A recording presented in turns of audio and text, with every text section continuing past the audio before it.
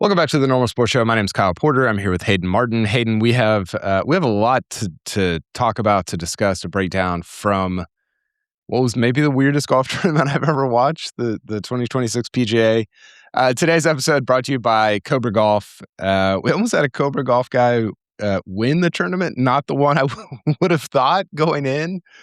But Matty Schmidt played some really tremendous golf throughout the weekend at Aronimink. So we'll talk about them a little bit. I've got a fun Cobra Golf story. It's not really. It's about my kids and myself and the driving range. We'll get to that in a little bit. Hayden, how are you doing? Are you PGA's not the Masters? I don't have the hangover that I usually have at or after the Masters. Do you? How are you feeling post PGA Championship? I'm feeling good. It was a wild 4 days. I mean, we talked about last week, Tuesday, just being like, man, I don't know, it's hard to get up for this. Doesn't feel like there's a lot of juice. And the PGA brought juice, and it was like nonstop. And I've watched a lot of coverage, and even more maybe than I normally do. So I'm exhausted. I mean, when you go to the Masters, you're walking around for 6 straight days. You know, you weren't on site in Philly, so I would definitely imagine physically you're feeling a little better. But I'm exhausted. I feel like that was such an up and down 4 days. Yeah, it was a lot of fun, though.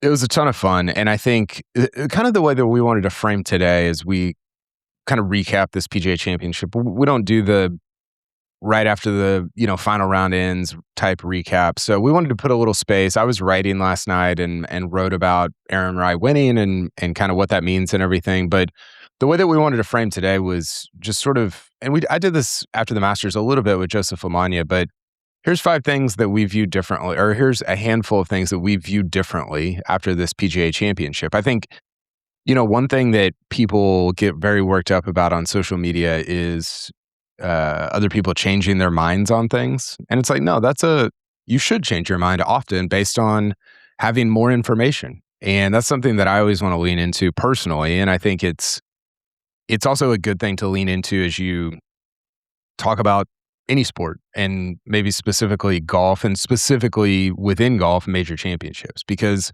they should change our minds about things. I'm not saying that I think Blockie is like the worst player ever now because he missed the cut. But I think there are subtle and small changes that you can make about how you think about different guys or different themes within golf. Post major championship. So that's kind of the framing for today. I'm curious about your first one. Let's just jump into that, and then I'll give you my first one, and we'll kind of go back and forth throughout the episode. Yeah. Well, before I jump into my first one, I mean, a good example of someone changing their mind or the way they think is Blockie, right? I mean, before the week started, this was his swan song, and look at us. We've got at least 5 more years of Blockie coming. So, yeah, I think it shows a sign of maturity if you're able to change your mind, change what you believe. And I'm glad we got that with Blockie.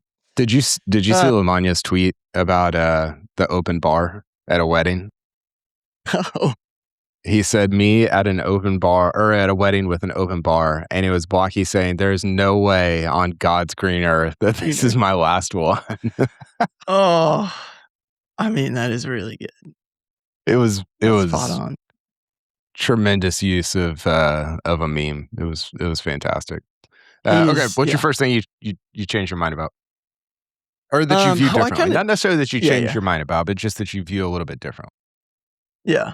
I kind of said it already, just like at the top.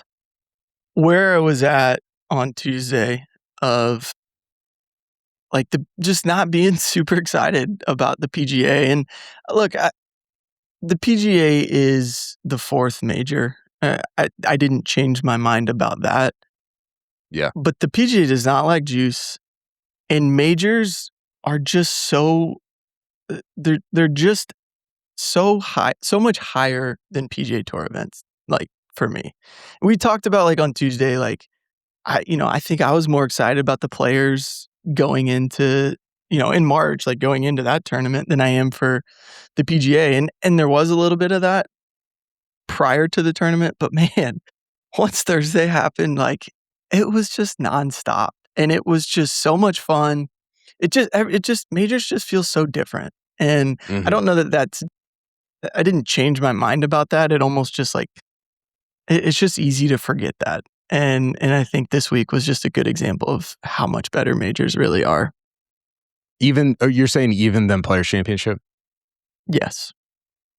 I think the excitement for me Thursday through Sunday, I've never felt that way through a Players. Like, I'm into the Players, and maybe it had to do a little bit with the leaderboard. I know other people have talked about, like, I kinda had to watch the guys who were teeing off at 11 AM Central Time because they were in it, they were only, like, 2 shots off.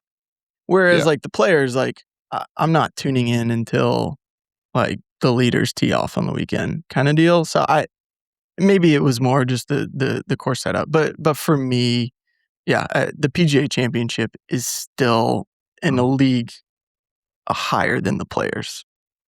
I think so much of that, though, is due to course setup, is due to we didn't have a podcast after Valhalla. We didn't have a podcast after, some Harding Park. I think if you hop on a podcast, throw a microphone in front of both of us after one of those PGA Championships, I think we'd kind of look at it and say, maybe the Players was better this year, but after Kiowa, after Southern Hills, after Aronimink, you're looking at those and saying, whoa, this is very different. The fast and firm, the way it's set up, it felt like, and that's what's, I think people get very tired of the course setup and the fast and firm and the angles. And it's like, it's such a storyline that makes or breaks major championships. Valhalla did not feel like a major, and this did. And that has nothing to do with the winner or necessarily the leaderboard. Maybe a little bit it has to do with those things, but it has to do with, are you hitting interesting, unusual shots, as Garrett Morrison put it on Twitter. I thought that was such a good way to frame it, of like, majors are majors because they test every aspect of your game, and they demand you to do things that you don't have to do in regular PGA Tour events. I think the Players does that a little bit. I think the PGA Championship does that not at all at places like Valhalla and Bellerive, and I think it does it a lot at places like Aronimink and Kiowa and Southern Hills. So I think that, to me, is where is where all of that juice comes from at the PGA. Yeah, I would agree with that, because even like Quail Hollow, I didn't feel that way last year. It was fun because Scotty, it was historic. And even like Valhalla, like, the ending was fun, but most of the excitement of that tournament was around Scotty anyway, getting arrested. And Bryson. And Bryson. But venue is a huge part of that. And when all of those things are clicking, again, this is just so much better than what we see week in, week out. So I don't know. It is still the fourth major. Like, that doesn't necessarily change for me, but just a fun week. But yeah, that's a good one. My first one is that I view differently is quote unquote bad winners. Aaron Rai is a quote unquote bad winner. He's not a bad golfer. He's the best. I mean, I was telling him, a buddy on Saturday, I was like, he's the best golfer you've ever seen. Like all these guys are unbelievable compared to you and me and everybody that we play golf with. But relative to like Rory, Scotty, Morikawa, Rahm, like, Aaron Rai's not as good as those guys. I don't think that's breaking news. I don't think that's a hot take. And so we started talking, you and I started talking about this after the Masters, and we were talking about how, because Rory and Scotty are so good right now, it makes the example that we use is, it makes JJ Spawn winning the US Open feel like, man, that was awesome, because he did it in the midst of all these great players playing great at major championships. And I feel the same thing about Aaron Rai. And I was thinking, this is basically what I wrote about on Sunday evening, Hayden, but I went back and looked, because golf, golf and tennis are very easily compared to one another. And I went back and looked since Nadal won the French Open in 2005. So that was his first French Open. He's 19 years old. It kind of kickstarts this. I think Federer had won a major, or had won a Grand Slam before him, but it it really kickstarted this run of Federer, Nadal, Djokovic, and now Sinner and Alcaraz. And then the other two that won multiple majors in that time were Stan Wawrinka and Andy Murray. So those 7 guys, since Nadal won that French Open in 2005, have won 75 of the 79 majors. Just 7 guys. And the other 4 were won by guys that have only won one Grand Slam ever. It was Cilic and Medvedev and Del Potro, and I can't remember the other one. So there was 4 other guys that have won one in that time, but those 11 players have won all 79 majors since Nadal won that French Open in 2005. In that same time span, you've had 49 different golfers win men's major championships. The most anybody's won is 6. Tiger and Rory have both won 6 in that time frame. Tiger's obviously won a lot more than that. Phil and Brooks have won, I think, 5 in that time frame. Phil had won 1 just before that. And so I guess my point there is I love how golf is like this perfect equilibrium right now, or this perfect balance of, superstars are going to win like a handful. They're going to win a bunch, but they're not going to win them all. And so you get this this perfect balance of Rory, Scotty, Phil, Tiger, Brooks winning a bunch of major championships, but it's not so much that it doesn't give hope to the Aaron Rys of the world, right? Or the JJ Spahns of the world. Michael Kim had a tweet on Monday morning where he said, Aaron Ry winning makes me believe that I can win a major championship. That's awesome.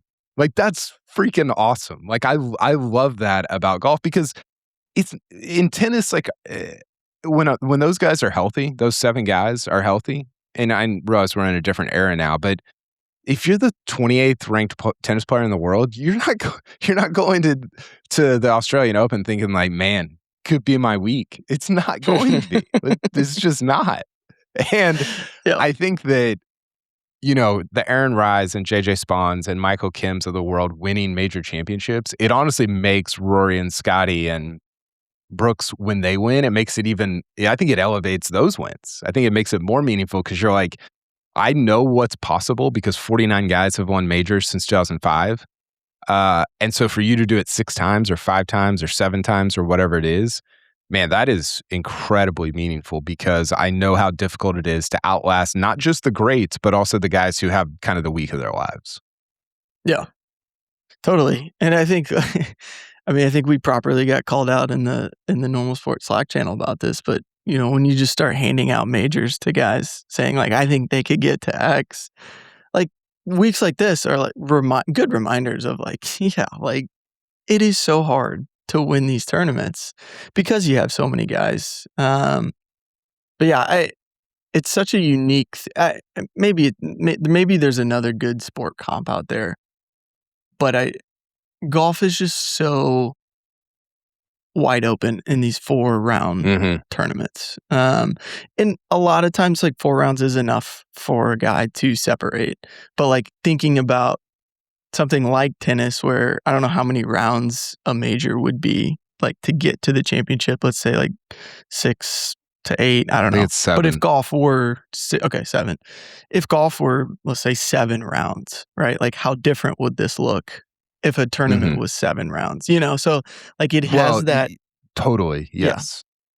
Yeah. And that was one of the points I made. There's Kevin Moore I think I've mentioned this on the podcast before, but he sent me this mathematician talking about tennis and about how when you play a 5-setter, tiny margins make a bigger difference in across 5 sets even than they do across 4 rounds of golf.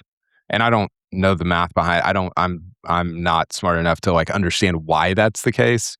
But you look at Federer even said this. He's like, I only won like 50, I can't remember the number, 53% of the points that he played in his career.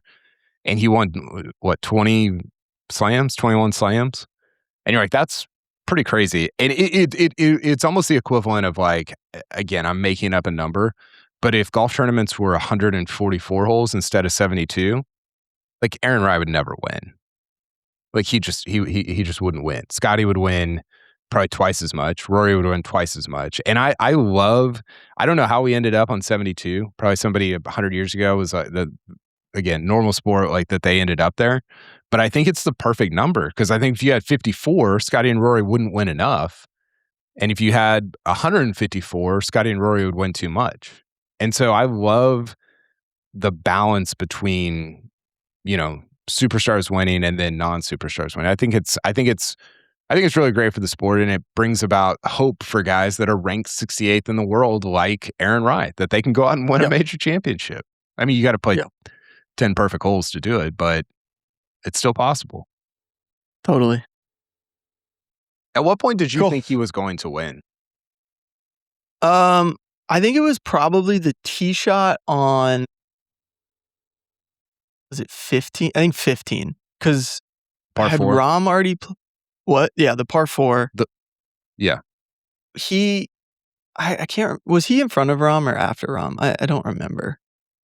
He was behind with Ludwig. I don't know.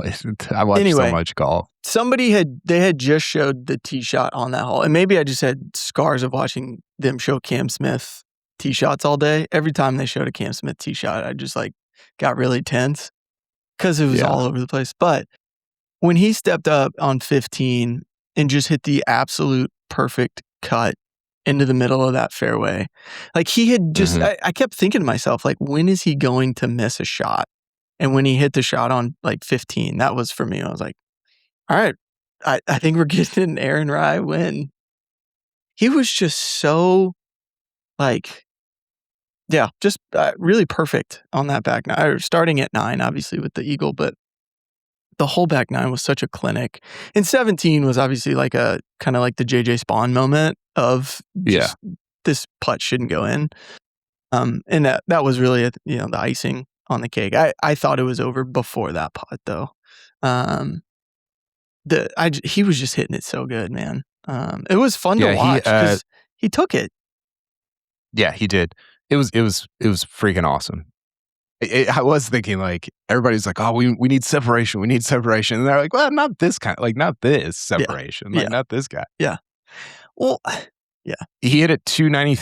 So middle of the fairway on 15. He was the group behind or in front of Rahm, by the way. Okay. Rahm was the group just behind him. But 293 left fairway. He had 234 to the hole, and he hit it to 25 feet and 2-putted for, I mean, honestly, he could have made 3 there. And then the shot on 16 was where, when he hit that second shot, I was like, oh, this is way over. This is not going to be close. And it kind of it hit the left and kind of kicked up toward the hole, and he made a 2-putt birdie. And then 17 was just it's cool to have. He didn't need it. I thought that putt was going a little quick, at the hole. Yeah. Yeah. Who knows where it ends up? If he misses it. I mean, I don't think it goes way beyond the hole, but it was just oh, that's going a little fast for you having a 2-shot lead late in a PGA where the greens are very fast. Yeah. I thought it was also just a crazy, such a golf thing too. Did you hear him say what his line was on that putt? The shadow of the flagstick just happened to be his perfect line. And how that happens in golf. He was I was just aiming for the top of the shadow of the flagstick. That's and sick. It went in. What are the odds that was, his perfect line? Did you listen to his press conference after? I haven't yet. I want to, but I've seen some quotes from it, but I haven't actually watched it. Yeah, there was some good stuff in there. He's not I don't know. He's not super interesting, I don't think. And that's not we knew that. Yeah, that's not a knock on it. I think his story is very interesting. The head covers thing on his irons is very cool. I was telling my wife about that, and she's like, "Oh, that's awesome." And I was like, "Yeah." And if people haven't heard it, he basically just, because we've always mocked head covers on your irons, what are we doing? But he said, this was from several years ago. He said basically, when he was growing up, they didn't have a ton of money, and his dad got him a really nice set of irons. I wish they were Cobra. That'd be nice to kind of work in here. But really nice set of irons that he took really good care of, and his dad got him some head covers for them. And he was like, obviously, I don't need head covers on my irons. but I keep them just to remember like where I came from and who I am. And you're like, oh, okay, yeah, I'm okay. I'm all the way in. Like that's awesome. Um, so yeah, it wasn't the most charismatic, it wasn't Rory up there, Rahm up there, or Spieth up there at the podium. But it was good. It just made you. I thought it was a feel good story. Like it made you feel really good about this guy. Of all the guys, Rory said he's like, there's nobody on this property that's not really happy and excited for Aaron Rai. And you're like, that's freaking awesome. Like good for him to go win a major championship. Yeah, I think I love hearing other players talk about play. Like, I would rather hear perspective. And I mean, a lot of times they're not going to say anything like super bad about a guy, but just like even Ludwig after his round being like, I mean, if I'm going to lose, I'm happy it was him. Like I just think I like hearing those quotes. But yeah, it would be sick if someone was like, anybody but Aaron Rai. Well, but also if you follow sports and maybe especially if you played sports, you can tell the way that guys say things, like what they mean. You can read between the lines. It's not that difficult when a guy's like, oh yeah, he's a good player, and you're like, oh, he doesn't like that, whatever. I think like Xander's quotes about like him like working so hard, like there's like a subtle dig in there to me of like, he lacks maybe a little bit of like the talent that the top level guys have, but Xander's saying like it's cool to which is true. But like Xander's saying like to see his hard work like pay off. Anyway, I thought that was a cool quote too. Just the kind of stuff you don't normally hear from those guys. So yeah, you heard a lot of detail. Somebody brought this up on Twitter. Like the Xander quote was about the Scottish Open from I think it was 3 years ago. And about how Aaron Rai was putting at 9 p.m. and then going to the gym. And there was just a lot of detail in there that you're like, oh, this is not just platitudes that guys are like throwing out there because that's what they're supposed to say. It was like, oh, here's an example that I experienced out on tour. And that's way more meaningful than just saying like, oh, he's a hard worker. So yeah, that was very cool. Okay. What's your second thing that you view differently? Well, I just thought this was such a fun week. So what I wrote down was just the winner doesn't have to indicate if a tournament was good for me. And sometimes we do this with like past majors. Obviously, there's a 2016 PGA we like to joke about. Like my eyes told me this was a very fun week. Like this was a good tournament. This was a tough test. And Aaron Rai went out and got it. Like we talked about this. So like I don't know what the conversation will look like in 10 years from now, right? In the 2036 PGA, will we look back and say like, oh, like, was 2026 a bad major because we didn't get one of the top guys to win? Like, no, I don't think that is the case. I don't think that will be the case.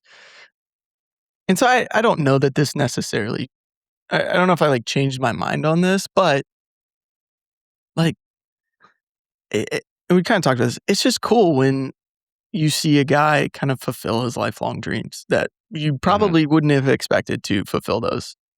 So we've already been talking about this a little bit, but like even this week, like just the quote I wrote was like, yeah, sometimes it's about the journey, not the destination. Like this week was just a ton of fun. I really enjoyed it. There's people a lot smarter than me, that could probably explain that better. Maybe a bunch leaderboard isn't what everybody wants, but like I like variety. I like when we have different tournaments.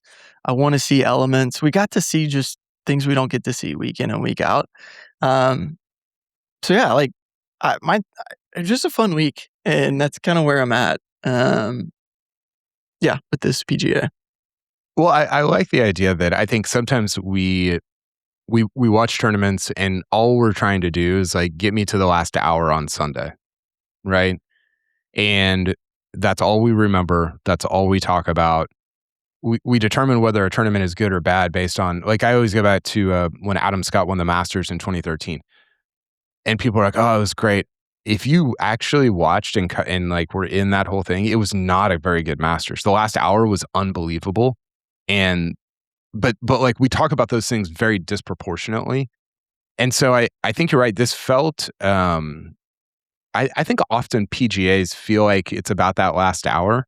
And this one felt more US Open-y, not, I mean, we'll talk about the course setup here in a second, but just from my first shot on Thursday, I was like, whoa, like this is, every shot feels very consequential. And that is not always, it doesn't always seem to be the case at the PGA Championship. So I thought that part of it was cool. And you're right, like it's almost, I mean, the last hour was cool because of the way that Rye won it, but the first 3 days were just as fun. I mean, it was if not it more was fun. very, yeah, it was a very, like, I think comprehensively fun golf tournament. We can transition into my second one, which is, I think one thing that I view differently is we always yell about course setup. And again, I don't want to get too steep on this because I'm a dumb when it comes to architecture and setup and everything.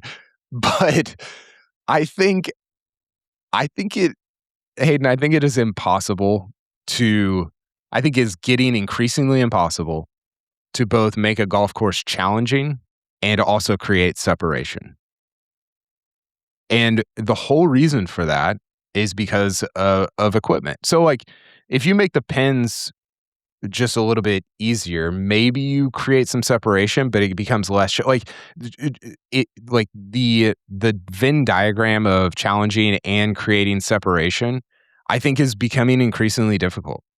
And I was listening to Max was on No Lane Up on Saturday, and he shot like 1 billion. He was actually in this tournament. People probably don't remember because he was quickly out of it.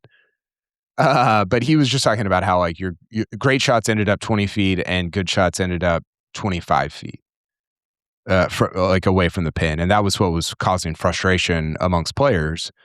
And but my point was like, because of equipment, if you make it a little bit easier, then it becomes a shootout and it becomes like no separation going the other way. Like it's everything's too. So I have a ton of empathy for, outside of Augusta National, like it's just impossible to set up a golf course where it's challenging and difficult, but also creates separation. Like I just think I think it's becoming increasingly hard, and we've seen this at U.S. Opens over the past 10 years, right? And I don't know. I mean, I do know what can be done about that. I know what's not going to be done about it, which is changing equipment. But yeah, that was just one takeaway I had from this tournament.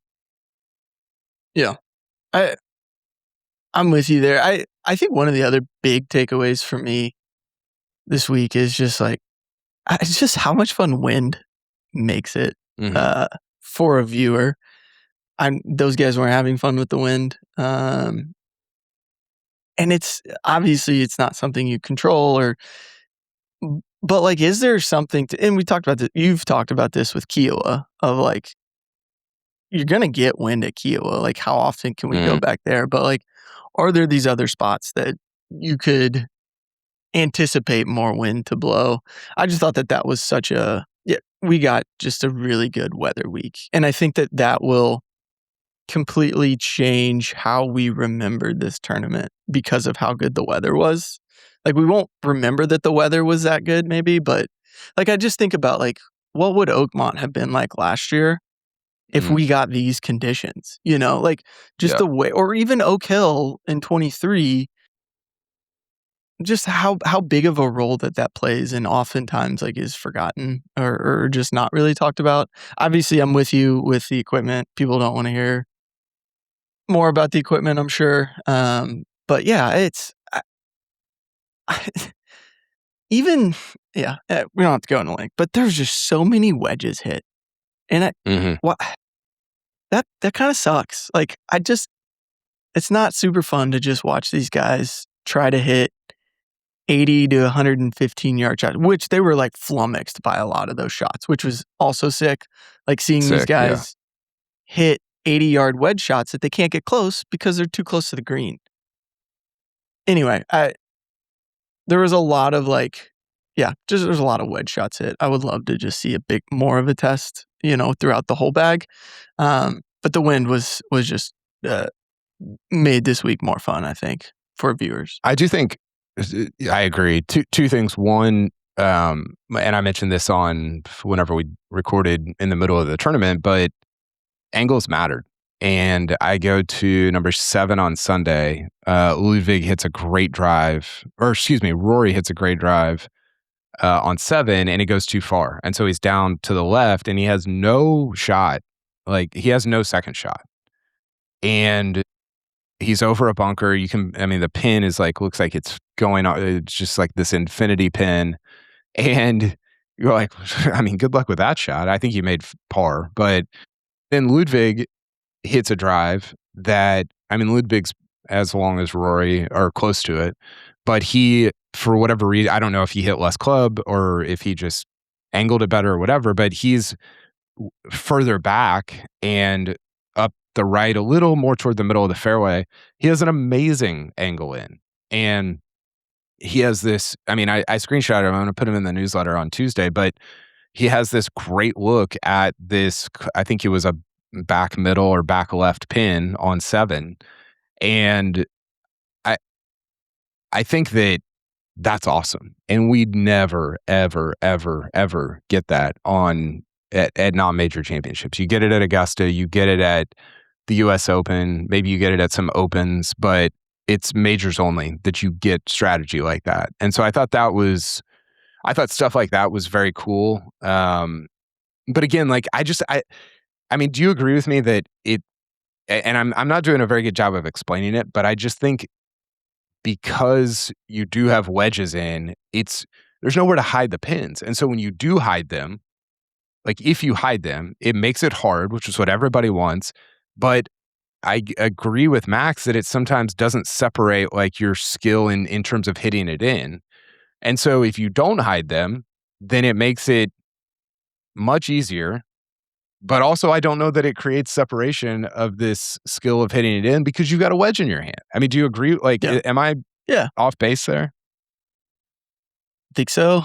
I thought 6 was another hole that had a really good example of that, where like that pin was like all the way front right. And I think it was Ludwig was like up the right side on that hole. And it just looked impossible. No shot. He's in the fairway. Yeah. But it was just like, I don't know how you couldn't get that close. And so I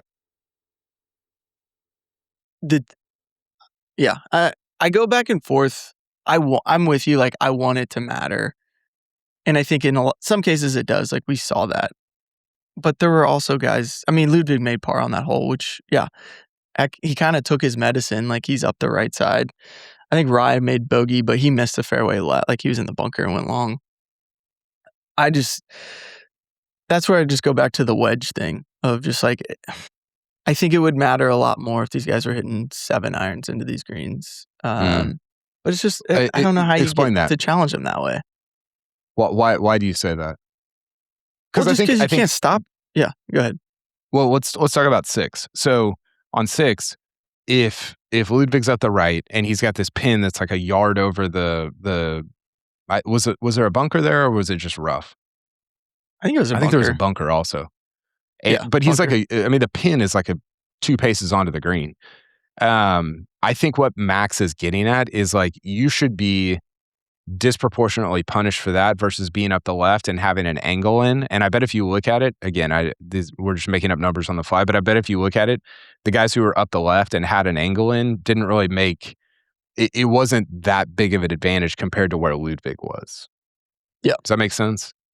I think that's what players are getting at is like, yeah, it's hard, but it doesn't necessarily, like the angles, you're still going to make 4 no matter where you're at as long as you're on the fairway. And I think that I do agree with that, but I guess my question is, how does having 7 iron in change that formula versus having wedge in? Well, I think it's just like, what is the ball going to do? Not only like your landing spot. I feel like with a 7 iron it's just harder to hit your landing spot from that far back. But with a wedge too, it's just, there's just so much less variance shot to shot. Like your miss with a wedge is just so much shorter than your miss with the 7 iron. So if a guy who is playing well and his hitting his 7-iron where he's looking, I just think it's an easier barometer of who is playing well than what we see with the wedges. Yeah. It just felt like there wasn't necessarily as much of an approach test this week. And I again, that might be totally off base, but there was a lot of, there's just so many wedges, but that's just golf today. So I can't really be like upset about it. Like PGA's, there's nothing they could have done this week differently, I feel like, to change that test. So that's just kind of where we're at. So you're saying, going back to 6, the example there, Ludwig, it's not that the guy that's up the left that has an angle is going to necessarily make birdie with a 7-iron in his hand, but it's that Ludwig is probably going to make bogey if he's up the right with a 7-iron in his hand. Yeah, and that might be a bad hole because that's a short hole anyway to look at. I think that one was just so obvious with like, if that they wouldn't have put the pin there probably if approaches were coming from 180 to 200 yards. I think that's the reason they had to tuck these pins was because these guys are just going to be hitting wedges. But like that was a cool example where Ludwig could not go at that pin even though he was 60 yards away or whatever he was. Like he had to go left kind of to the middle of the green. And I'm sure that frustrates like some players, but the tee shot wasn't where it needed to be for him to be able to attack that pin. And there's probably other guys to go and look at that made birdie on that hole, and probably played it's just the way they're. It's a little bit of a bummer that you can hit the great tee shot you can hit the great shot off the tee, be up the left, and you also make 4 along with Ludwig, but also like you're going to get to in a minute, like putting. 2-putting from distance when you have a bad angle after you have to hit a bad shot because you had a bad angle is also a skill. So I don't know. There's the setup and the skill separate, like all that stuff is just, it can get a little exhausting. I think it's interesting to talk about. And I think I love that the PGA set up the golf course and got the weather that they needed to give us like this discourse to have, because I think it's incredibly interesting. It's not interesting when you win at Valhalla at 22 under, because there's literally nothing to there's no nuance to it. There's nothing to talk about. It's just like, I don't know, like there's a bunch of birdies. Yeah.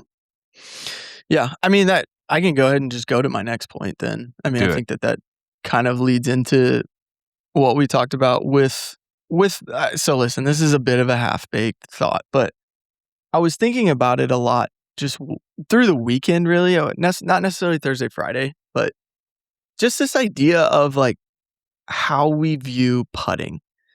And it statistically, like I will probably, somebody with real data can probably just, talk me right out of the room. But like, we just don't think of putting as a skill that much. Yeah. Like we know who, like a Denny McCarthy or a Matt McNeely, like these guys are great putters. But like so often we just talk about like, okay, these best ball strikers just need to have like a decent putting week and like they'll be fine. And then like the way that Rahm was talking about this course, that like everywhere else we play, if we just hit to the middle of the green, we're fine because we can 2-putt from there. And it was just it felt obvious when I was watching it. It may not have been, but like these guys just don't get challenged in putting, like so rare. And Augusta is, we know Augusta is kind of like, not necessarily that putting it like wins Masters, like lag putting is really important at Augusta. And maybe that's what it was this week. It's just lag putting. Like that's a skill that often just doesn't get tested as much as it was this week. And it was just like interesting watching because like I think these guys are just frustrated that like it was really hard to 2-putt from the middle of the green, depending on where the flag was. And I don't know, like it made me just think about certain guys. And I know Mav struggled on the weekend, but are there these guys who, and I think Aaron Rye's a pretty good putter. I don't know how many strokes gained he had putting this week, but I know he was positive. Like top 5. Yeah. It just felt like, and maybe that's not that fun, putting as like a skill to watch, but it just felt like some guys were a little bit exposed with their putting this week. And then, yeah, we talk about putting as being just like finicky, right? Like it comes and goes. But is that just because there's just straight putts on the PGA Tour, right? Like you don't have to read break. Yeah. You figure out the speed, and every green is going to be that speed. I don't know. I just thought it was new this week to see that challenge, and I kind of enjoyed it. I think you view good putters like you do pitchers, just complete disdain. That's not true. That's not true. Here's the thing. That's how I view bombers. I do. Yeah, I do wonder. I wonder why. Because I mean, it's totally true. Like what Rahm said, like you have to actually, and I think he actually said you have to think about where to leave your second shot and not just hit the middle of the green. And you're like, sick. Like that's awesome. Yeah. Like that's what I want. But it made me wonder why was putting, like why did the top 10 or top 5 consist of so many guys that had great putting weeks where in terms of strokes gained, whereas that's not the case at Augusta because like, I guess I just don't, it honestly, like this tournament gave me more appreciation for what Augusta demands in terms of ball striking, because I think it's just so impossible to get, like Augusta has the formula and it demands like great ball strikers and you normally get really good winners or good, although they've gotten random winners too. They got Charles, they got Danny Willett, they got, like guys that aren't necessarily considered like the best in the game. I was thinking about that too this weekend. How much of that do you think is the fact that they go back there every year? Like if we didn't play at Augusta and then showed up one year and played at Augusta, how much more like people would be yelling about the putting? Yeah, like they would just be like, the slopes are just too much. Like we can't handle, like they let it go. Or if the, Augusta the tournament committee started putting some of these pins on top of ridges at Augusta. Like we also don't really see that. Maybe a little bit, but there was also a little bit of like putting some of these pins where they did, where like it is on top of a ridge. It's uphill to get to the hole. As soon as you miss, it's downhill after. Like that's kind of crazy. But like part of me is like, if they went to Aronimink every year, the conversation might become a little different because these guys would have years of notes or whatever it is to know what these greens are going to do. I don't know how true that is, but that's what I was thinking about this weekend trying to compare the two.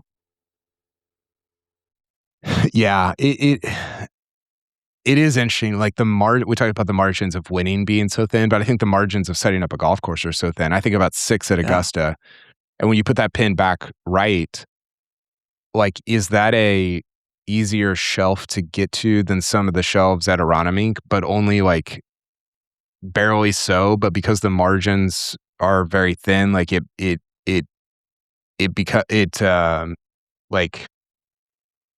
it's just that much easier for guys to get to than some of the shelves that they saw this week. And so that's why ball striking usually wins the day at Augusta, but not at Aronimink. I don't know. Like I wasn't out there. I didn't see how small some of these plateaus and shelves were, but maybe they're just that much smaller than at Augusta. And so they're unable to sort of hold golf balls up where guys are like, man, I hit a good shot. It should stay up there like it does at Augusta. And it just didn't. Yeah. Yeah. I think I heard Andy Johnson talk about it. I don't remember what day it was, but I know he said he had been out there and he was describing the greens as like having way more internal contours than even like Augusta. Like what you're talking about was 6, right? Like at Augusta, there's 3 or 4 distinct plateaus there. Whereas like at Aronimink, you might have that, but there's also like internal contours going on as well within that green. So I just think I just don't know what other course has greens like that. I think these guys are just flummoxed by it. But again, it's like they're not going there every year. I don't know when the next time we'll see it again. And I think that there's a part of that over time, like these guys are so good, they would have figured it out, or they would figure it out over a period of time. 1 week is just, and when you're moving the pins around, it's not a ton of time. Yeah. And it's also like, my buddy Garrett Anderson, who's part of our normal club, was in our Slack, and he made this great comparison. I put it in the newsletter of like what you're testing this week, which was don't 3-putt, like leave yourself a good 2-putt. It's not like it's not like he compared it to the NBA playoffs. He's like, you're kind of testing whether a team has good off-ball defense. Is that exciting? I don't know, maybe not, but it's what a championship like you have to be well-rounded enough to contend for championships. And if that's not part of your arsenal, sorry, you're not going to win this major. Yeah. And that's sick. Like that's an awesome thing that that these majors would test different things like that. And again, is it like the most exciting thing in the world for my casual golf buddies? Absolutely not. But for people like you and I, and a lot of the people that are like really deep into this, I think it's pretty sweet. Like it's pretty awesome. Not everything needs to be the Travelers or the Phoenix Open or whatever. Okay. Again, shout out to Cobra Golf for sponsoring this podcast, for sponsoring our newsletter. They've been a great partner. They've jumped on board for 2026. Hayden, I just got into their Optum driver, which has this. It's called the Future Fit 33 setting, which is essentially you can change the loft and lie of the driver to fit whatever you need, and it has more settings on it than any other driver in the industry. And I got to say, I went and played. I think it was this time. Yeah, it was this day a week ago, and I didn't hit it that well. We were playing at Trinity Forest. I think we talked about this briefly, but didn't hit it very well. And then that night, I took my kids. Actually, our whole family went to a driving range here in Dallas, and we're just kind of messing around, just putting and having fun, and it was great. Everybody hit balls, and my wife looks over, and I was undoing the Future Fit 33, and I was trying to get it into different settings, A4, D, whatever the numbers were. And my wife's like, "What?" Which you know her, which you can imagine this. She's like, "What are you doing?" And I was like, She's like, "Did your driver just break?" Because it, when you twist it, it doesn't sound good for somebody that hasn't played golf. And I was like, "Well, this Cobra driver, it's Future Fit 33. I got to get in the right setting." She's like, "You're an idiot. Like I can't believe I'm watching this right now." But I gotta say, I got it into the right setting and started flushing it. I mean, I was pounding the ball at the range after a day of not hitting it very good out on the golf course. So a shout out to Cobra Golf for their Optum driver. You can check them out at cobragolf.com. And much to my wife's disdain, you should check out their equipment. Yeah, I'm sure you can envision all of that happening. Let's go with, I'm going to go with my next one. A person that I view differently after this major is Jon Rahm. He played very well at the PGA Championship last year. That felt a little more one-offy than this. This felt like he looks like Jon Rahm. Like he looks really, really good. And he didn't win, but he basically only got beat by a guy who had the week of his life. And that happens. That happens to every great player. You go out and play awesome, and somebody else Brian Harmon had the week of their lives. A Wyndham Clark had the week of their lives. Whatever. I have a lot of confidence in Jon Rahm going forward, and he's somebody that I've been very in on for a long time, but kind of out on in the short term, just because of he just has not. I mean, the way you talk about Bryson is how I feel about Rahm. Like he just looks uncomfortable and like not. He just doesn't look good, And you could blame that on a million different things. People have talked about LIV. People have talked about a lot of different stuff. But I thought he looked really good. And I thought he was going to win on Sunday. About halfway through about a third of the way through the round, I was like, oh, this is Rahm's to lose. And then Rye went and won it. And, credit to him. But yeah, Rahm's been top 12 in 5 of the last 6 U.S. Opens. I'm very excited to see what he does at Shinnecock. I have so much more confidence in him going to Shinnecock than I did in him coming into this week at Aronimink. Yeah, totally. I texted you and Business Dave yesterday morning of just like, I think it's Rahm. I mean, I changed my pick 53 times this week, but yesterday Just in the morning, final round. just in the final round, that's true. I really did feel like it was Rahm's. I thought it was going to be his. I just thought he had done such a good job this week, held on.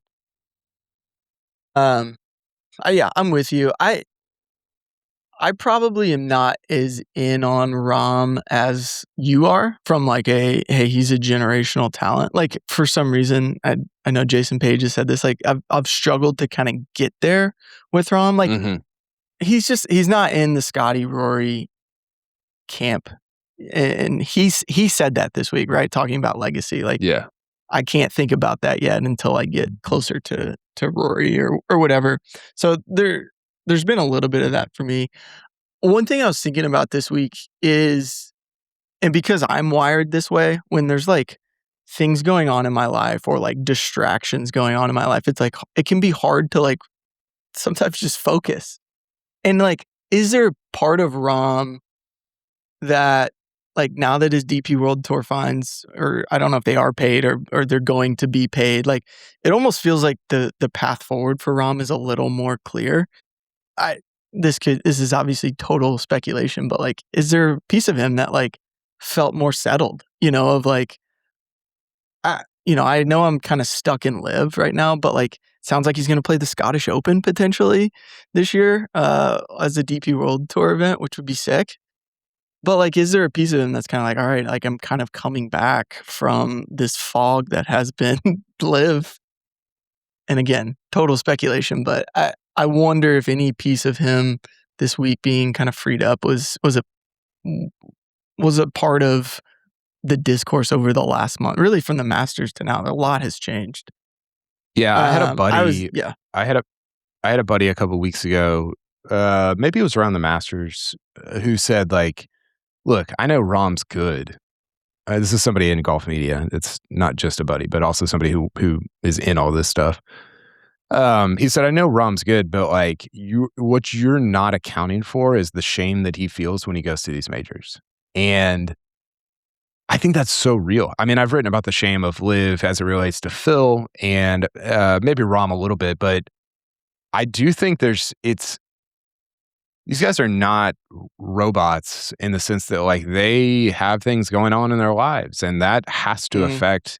I mean, like you said, when I have something going on in my life, it affects my professional performance. Not a ton always, but like again, the margins are tiny, and so I think there is something there. I don't know if he would, with a truth serum, say it's shame or even be able to identify it as shame, or if that's even the case, but I definitely think there's something there, and I'm excited to see him maybe come out of some of that stuff over the next, who knows when he's getting out of his live contract, but over the next year or 2, 5 years, whatever it is. I do have some numbers here. Can you guess the percentages in terms of top fives at major championships for Rahm, Scotty, and Rory? So career percentages in terms of top fives at major championships. Wasn't this kind of in or that was top fives all time? You had that Tiger, Rory, Phil comparison a couple weeks ago. We talked about. This is Rory, Rahm, and Scotty. So kind of like Scotty, the three guys I view as the generational guys. So start top with Rory. 5 majors. Top 5 percentage. Yeah, I'm gonna say Rory's gonna be a little lower just because he's played in so many and has had longer lulls. So top 5, 10% for Rory, be my guess. 10%. It's 29%. Top 5s for Rory. Yes, 20 top 5s in 69. Almost 1 in 3. That's crazy. It's so crazy. He's had a top 5 in 1, 2, 3, 4, 5 straight years, and then he's had a top 5 in almost every year of his career. Okay, I'm an idiot. That's amazing. 10, I'm gonna say 11, 12, 13, 14, 15 out of whatever, 18 years he's had a top 5 at a major for Rory. Okay. All right. So, that's pretty good. Based on that, where do you think Scotty and Rahm fall? All right. Can you give me the total? How many has Scotty played in? Scotty's played in 27. Scotty's played in 27. How about Rahm? Rahm has played in 38. 38. Okay. I'll say for Rahm, I'll say Scotty probably 30%. Rahm 20. Maybe Scotty even higher. Scotty maybe 40. Rahm is 24%. So 9 out of 38. And then Scotty is almost 40%. Yeah. Okay. 10, that makes 10 a little out of more sense. 10 out of 27. So Rahm, to your point, Rahm is trailing those guys in terms of like how consistent his play is at these elite events. And he's got to win some. I mean, I got called out for this by someone on Saturday. He was like, you can't just like run to strokes gain and be like, see, look at this. And I think that's totally fair. I will say that I don't think anybody really realizes how good Rahm has been and for how long. I think they view him as like, oh, he's kind of like Xander or, whatever, or Bryson or, some of these other guys that have won multiple majors. It's like, no, Rahm is, at least from like a scoring and finishes and like just how good he is at golf, he's a lot better than those guys. Now, he doesn't have the major collection to back that up. And I think that's part of it. Strokes gained is some of it, but there's other things that go into it. And I think that's totally fair. And he's got to win some of those. I mean, he has had a lot of opportunities. He's going to have a lot more, and he's got to capitalize on some of them. By the way, Scottie Scheffler's last 9 majors, you know how many finishes outside the top 8 he has? 1, 0? 2. One was yesterday, Okay. T14, and the other was a T41 at the US Open. I'm just staring at his Wikipedia page. It's so sick. It's so insane. Yeah. I could see you looking at something and like being completely distracted by Scotty's numbers. One thing I want to say about Rahm too, I had written down in like my notes. Maybe this is just where the game is at, but Rahm has a little more in the tank maybe than I remember. Touching 186, 187, like he kept teeing the ball up and then just like hitting ripping draws. Yeah. I was like, I don't know Was this. Was he hitting I saw him hit a lot of fades. Was he hitting draw? Well, he hit like the big fade on 10 yesterday, which went forever. Like that was a big one. But go back and watch like his 15, like the way he played 15 or 16. He was like, he would tee it up really high. And like sometimes he was overcooking it, but you could see him like setting up for these big draws. And I was just like, and then he was touching like 185, 187 in the air ball speed. And I was just like, golly, like I don't remember this. The one he hit on 16, I remember it now. I was up the left, and he did overcook it because I was like, he has to make 3 here to even have a chance. Yeah, but he was doing that all week. I thought he was swinging it good. I thought Rory was swinging it really good on Saturday. He was at like 1 consecutive drives, 190, 191, and you're like, oh, I mean, as free as I've seen him swing driver in a long time. It was bad on Sunday, just like it was on, I think it was Thursday, or bad for him. But man, the freedom with which he was swinging on Saturday, I was like, holy crap, he's never going to lose again. And then, obviously he did. Okay. What is I don't know what number we're on, but what's your next one? Yeah. I'll keep this one quick. Again, it's not necessarily new. It's reiterated. No cut signature events suck. The fact that 2 of our top 4 finishers in Aaron Rai and Matty Schmid were playing in Myrtle Beach last week is crazy, right? Like, the margins are so thin in golf that dropping to this signature event, 70 whatever field, and it sounds like they're going to get away from that. But this week just kind of reiterated that it's more exciting when you just have more guys in the field, and maybe you don't get the winner that you want. Aaron Rai, went out and won it this week. I just think that just looking at last week, looking at Quail, and then having the Truist and having Myrtle Beach, and having Matty Schmid and Aaron Rai playing at Myrtle Beach, then going straight to a PGA and top 5ing is kind of where the PGA Tour's at. So that was just, it's crazy. Yeah, we don't need to spend a ton of time on this, but I also think making the cut is like super meaningful. Yeah. I mean, Yeah, at absolutely. PGA Tour events, okay, it's less meaningful, but making the cut at a major, I mean, Justin Rose was talking about this. He's like, I have so much gratitude just for like getting to play the weekend. He's played like 300 major rounds. And he's like, I'm so excited to play the weekend. And he finished top 10. He made the cut by 1 and finished top 10. So yeah, we don't need And to the points. belabor that. In the yeah, P4, whatever it was. Okay, my last one. I'm going to skip the live stuff. I had this written down. I think I view live a little differently after this week. Neiman played great. Cam Smith out of nowhere. I thought he was going to win yesterday. We haven't talked about JT yet, but Cam Smith had a putt to tie JT at 5 under. JT winning would have been honestly, I mean, Rye winning was kind of the perfect ending to a weird week. JT winning from like 2.5 hours before the leaders. Like the leaders were on like the first part of the front 9 when he finished. I don't even know if they had all teed off. Yeah, I don't know either. It was a long afternoon for him. It was so crazy. I don't know that I view him that differently. Somebody did say like it would be funny if the only major JT was allowed to win was the PGA and he just won like 4 of them. I mean, yeah, if JT had won yesterday, I don't know if I could have done this podcast. It just such a he played great though on Sunday.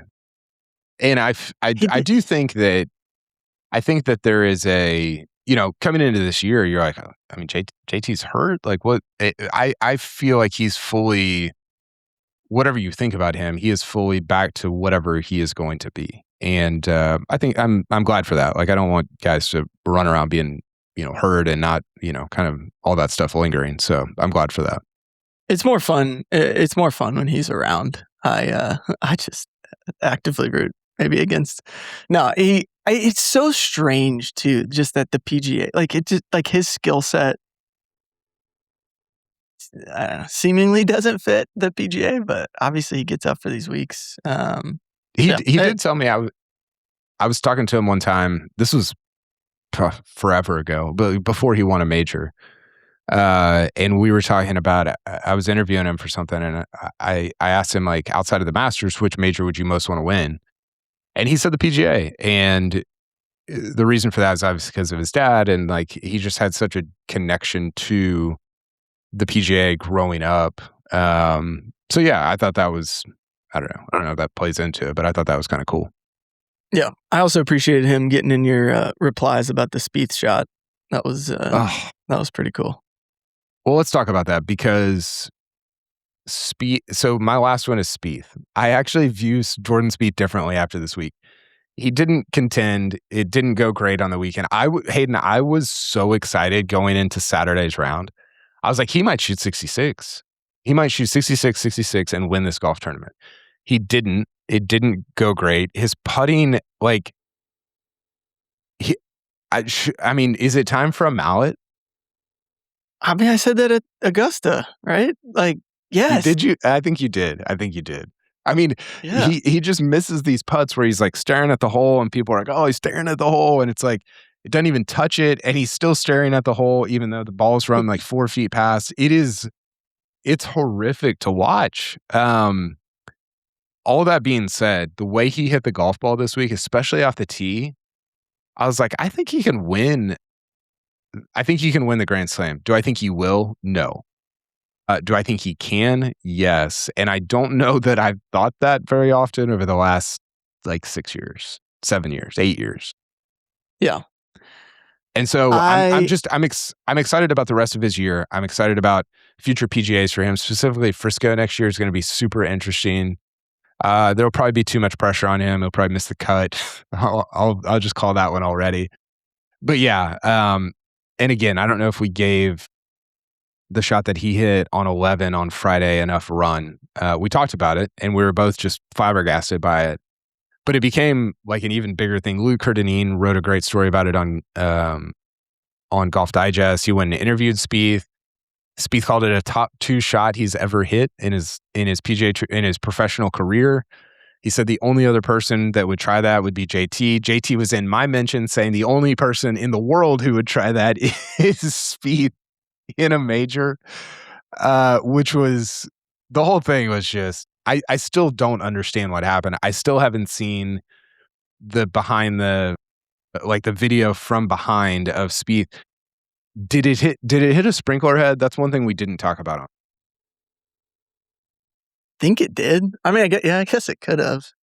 I think Spieth, like, I think what's amazing about that shot is, like, even Wagner wasn't gonna recreate it. Like, it was so hard that Johnson Wagner finally said no to recreating a shot. I can't believe we didn't have him out there. Smiley, somebody. Yeah, anybody. Yeah, that was. Somebody said it was like wizardry or whatever it was. Like, it's almost like when you're watching it, like the way that like your brain processes information and you expect the next thing to happen, like, and it just didn't happen. Like, whatever happened, it looked like physics broke for that second, and then the ball just ended up where it did. Truly, so JT said, I can't, this was on Twitter on Friday night, I think, can't put into words how incredible this is and how maybe 5 people in this tournament could even hit that shot, let alone try it during a major and pull it off. And Michael Kim responded to him and said, 5? No way, only 1, which was great. The responses are so good. Somebody said, this is sick, but it's also why he's incapable of playing clean rounds. Yep. Spieth might be too good. This is harder than skipping it across the water at Augusta. For sure. Watch this shot live. Watch this shot 80 times since and still don't understand. I do understand him missing the putt, but the experience has been hitting the ball this week so far. He's a psychopath. Hope this helps. I mean, somebody said I've watched it 6 times, still have no clue what I've watched. If you haven't seen it, just go find it. It's on my Twitter. It might be on YouTube. If you haven't seen it yet, you're not watching golf. Yeah, if you haven't seen it yet, and you're also listening to the normal sports show, like, there's probably that's not a lot of people. Yeah. I think that's my entire list. I'm sure there's other things that I view differently. Rory needs to clean driver up. Obviously, he was just Thursday and Sunday stood out. Scotty needs to clean. I mean, honestly, we haven't talked about Scotty somehow, but this tournament was right there for him. It was right there for him, and he just didn't take it. And that's going to happen. It doesn't happen to him very often, but it's going to happen. And I just thought it was like, I thought it was a perfect tournament for him because, as I mentioned, it was a distance control test for most of the event. It was a distance control test, and nobody's been better at that than him over the last 20 years. And he just couldn't make any putts. Yeah, but I think if you go back to just Rahm's quotes about the course, how does Scotty Scheffler play golf? Scotty Scheffler plays conservative golf, and the middle of the greens was not necessarily like the best place to be. And I mean, he lost, I don't know how many strokes he lost putting, but that like feels to me like maybe there was something to that with Scotty this week. Yeah, maybe, but like he's good enough that if Rahm was saying this, then Scotty certainly knew I can't just play to the middle of these greens. And he's good. He is good enough with his irons and with his distance control to play to where he needs to. And I just think, honestly, like he just literally didn't make any putts. He finished 5th from tee to green and 71st in putting out of 82. Yeah. So, I mean, the other thing I think that's interesting here is like, and a lot of guys talked about this. I think Max talked about it. You heard Max talked about it on the No Line Up podcast. You heard a ton of guys in their transcripts talk about it. I think Scotty is one of the best in the world, or maybe the best in the world around the greens, like his touch and his ability around the greens. And a lot of that at this course, Hayden, was just negated by rough and weird lies and, a bunch of different things like that, which he obviously hates, but was part of the test this week, and that was just part of the deal. But I do think that sort of dumbed down some of his skill that he can separate on when he does miss greens at major championships like this. Yeah, I think that makes sense. Also, I was just looking at Casey Jarvis gained 5.25 strokes tee to green. Sorry, totally random, but like I didn't see him once this week. Wow, that's possible. I didn't either. I didn't even know he was in the field. All right, yeah, that's okay. What else you got? Probably enough.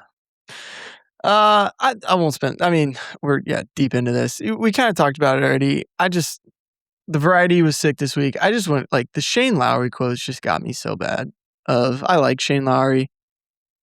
The quote of playing the same. We want to play the same setup all week was just like one of the more ridiculous things I've ever heard. Like the more I thought about it, like the comp I wrote was just like. I mean, if when I played baseball, if I'd said like, oh no lefties, like just, I want a stock righty every time. Like, just give me that all game. It's just crazy to me. And I love the fact that we have 4 different organizations who run these things. And sometimes it gets a little bit uniform, but like also they can kind of do what they want with the tournaments. They can choose how these guys have to play. And like, even off the back of like JT's quotes about, we don't want amateurs like telling us how to play whenever he was talking about the USGA. That was equipment. Talking about equipment. But like, to me, it kind of is just all kind of the same thing of the way that maybe some of these guys view it, and they play week in and week out in a player run organization. I just think it's kind of sick when it's not player run and you get these governing body or not these different groups, organizations that get to put their thumb on the scale a little bit and have fun. Like, just the quote of, we want it to be similar setup every day is like, come on, man. Can't say that. Yeah, I mean, it was absurd. And I thought that it was, the people taking the test should not also be administering the test. And I think that guys on the PGA Tour have gotten very accustomed to like, hey, we're the talent, but we're also like the administrators because they are on the PGA Tour. Like they are literally the organization. And I think when you are very good at a thing, it's almost like when guys get into, like players get into media and they're like, well, I was like the best in the world at playing this game. Like I like who would be better than me at media? And it's like, well, it's a different skill set. Like playing and setting up a course are very different skill sets, And so I just think that it can, your confidence, shall we say, in how good you are at golf, which is very warranted. All these guys or the guys that we're talking about are major winners.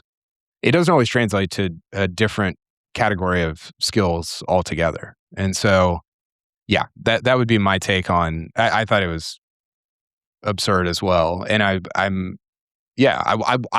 don't. Again, I've been saying this about the PGA Tour. I don't want the guys that are taking the test to also be administering it, making it, like any of those things. I don't want them involved in that at all. I just want to watch them take the test because they're the best in the world at taking the test. Like, I don't need them. And Michael Kim said this. He's like, it's not my job to, like, he was like, were some of the pins a little ridiculous? Yes. He talked about 8 on Sunday. And I think it was on the right side for at least a couple of the days. But he was like, it's my job to play great golf. That's it. And I agree with that. And I think, you should call people out if they're like, there does need to be some level of accountability for the administrators, which is partly the player's job, partly maybe the media's job. But I don't as long as it's not getting too out of hand, like it has at the US Open in the past, and they've been held to account, then I don't need the players wading into those waters. Yeah. But it's fun when they do, because then we're just like, what are you talking about? Oh, totally. Yeah. It's the best. That was ridiculous. Okay. Great PGA Championship. Great podcast today, Hayden. Appreciate your time. Thanks to Cobra Golf for sponsoring this pod. Check them out, cobragolf.com. We will be back. I think we'll be back later in the week with 5 stories that we're following this week. Kind of a heavy week of podcasting for you and I. Heavy 2 weeks. But yeah, we're getting into, we were joking about NCAA regional start today. I'm already on the Jackson Coyven tracker. Just seeing what he's doing at their regional. Oklahoma State's going to win their regional by like 50. It's a fun golf time of year. We're getting into U.S. Open qualifying stuff. Shane Bacon made it to sectionals in his qualifier, so that'll be fun to follow. Yeah, it's a great golf time of year. Yeah, and don't overlook what Laney Watkins has done here in North Texas. I think we've got an exciting test coming up that we'll see at the Byron Nelson. Okay, we need to end it right there. Okay, wait, real thanks quick. for the time. Shout out to Jason Page for all of the artwork this week, because like it was so good on the newsletter, and the Slack channel was awesome. If you're not in the Slack channel, get in there, because this week was a ton of fun. I think just chopping up with everybody. But some of the artwork this week was so good, as it always is. But it got audible laughs from me multiple times. So Jason. I was thinking about how, in the same way that I was actually thinking about this morning, in the same way that you and I don't understand how these guys can just like repeatedly hit fairways and shoot 68. Like, they would equally not understand how Jason can draw up an illustration like that in like an hour, like to put in the newsletter. I don't know why I was thinking about that, but I was like, he's like the best in the world at what he does, which is cool. It's cool to work with somebody like that. So yeah, if you're a normal club member and not in the Slack, reach out to me. Get on I'll give you the link. If you're not a normal club member and not in the Slack, become a normal club member and you will get a link to our Slack. I mean, honestly, like there's people in there that should be doing this podcast because they're a lot funnier than we are. It was really good this week. And yeah, just a ton of fun. So thanks to them. Thanks to you, Hayden. Thanks to Cobra. And we will talk later on. All right. We'll see you.